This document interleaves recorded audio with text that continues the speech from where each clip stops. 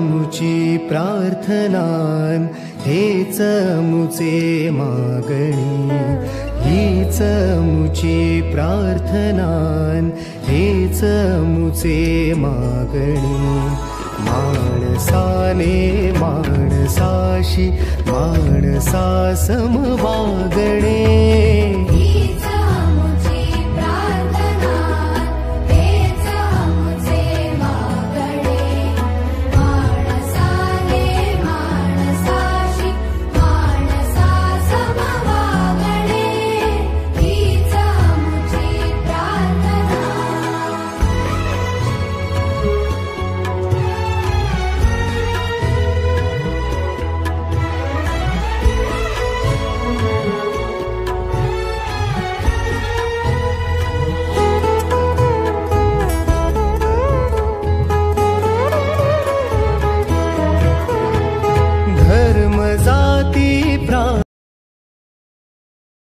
आहे दुर्गा तोफ।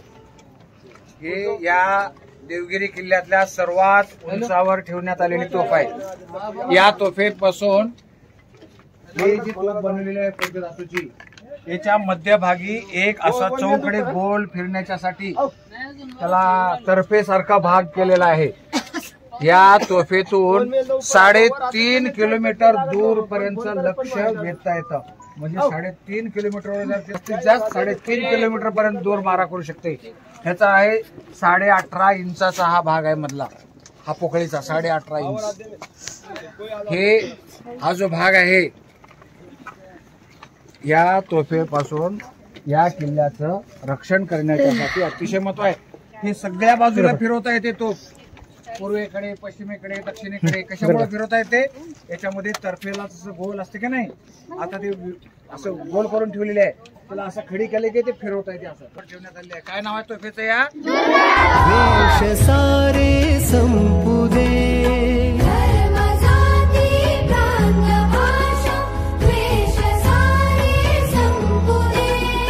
एक निष्ठा एक आशा एक रंगी रंगुदे।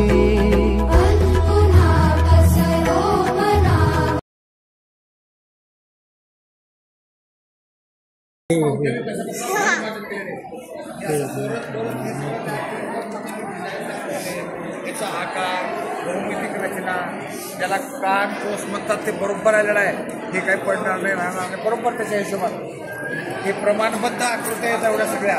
त्या काळात किती भौतिकशास्त्राचा त्यांचा अभ्यास होता ते लक्षात घ्यायला पाहिजे। हे छोटे छोटे मंदिर आहेत बघा, वरच्यापासून आपल्याला फिरता येण्यासाठी एक कैलास मंदिर करून ताब्यात चला।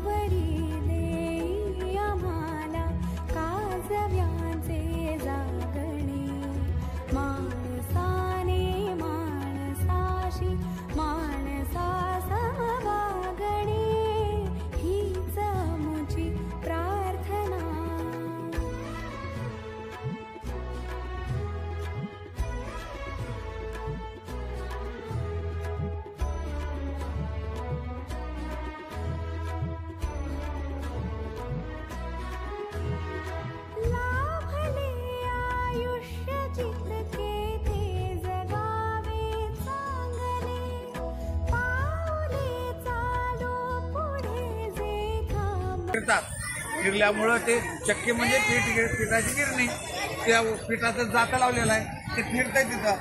फिरल्यामुळं खाली पीठ येतं ते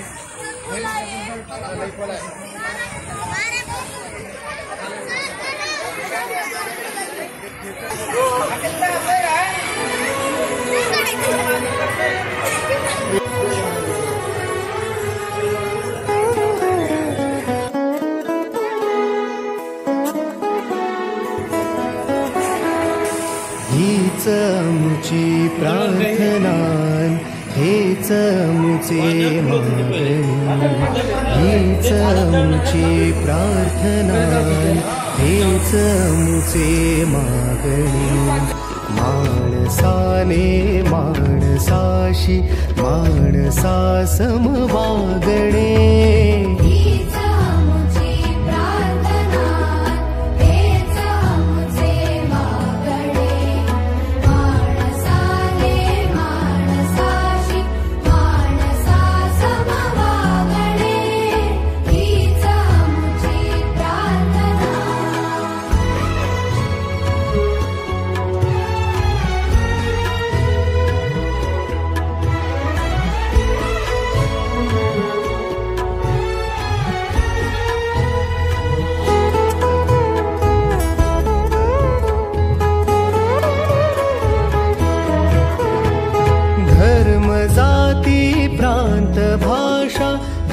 क्लेश सारे संपू दे धर्म जाती प्रांत भाषा द्वेष सारे संपू दे एक निष्ठा एक आशा एक रंगी रंगू दे पुन्हा पसरो मनावर शुद्धतेचे चातडे माणसाने माणसाशी माणसा समवागणे हीच आमची प्रार्थना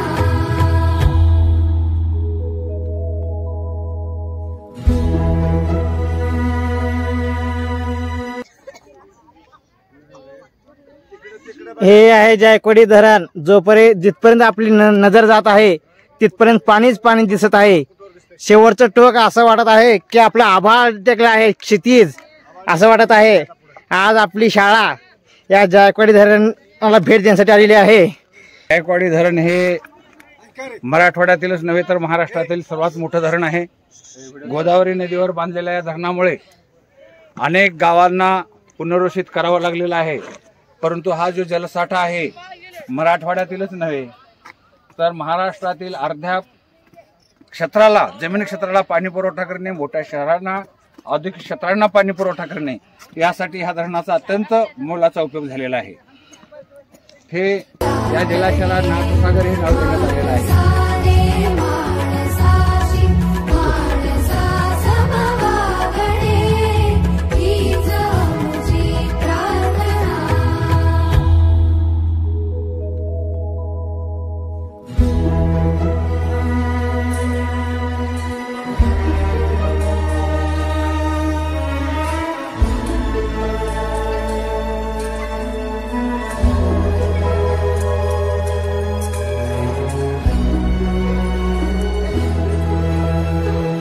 भोवताली दाटला अंधार दुःखाचा जरी सूर्य सत्याचा